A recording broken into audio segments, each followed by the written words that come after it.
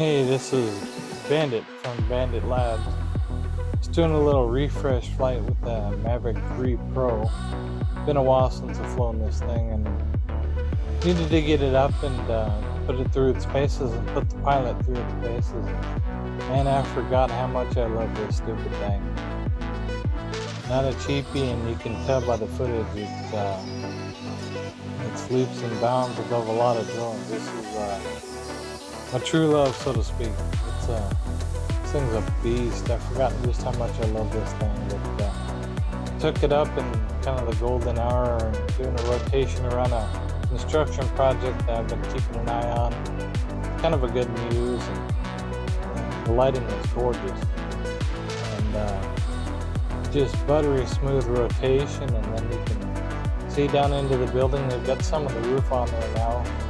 We've been making pretty good progress on this thing, but just figured I'd share it with you. It's awesome drone to fly. It takes phenomenal video footage. So I just thought I'd share it with you. I'm not the best pilot in the world, but yeah, I'm okay. I haven't crashed yet. Notice I said yet. Just figured I'd share it with you, and hopefully you enjoyed.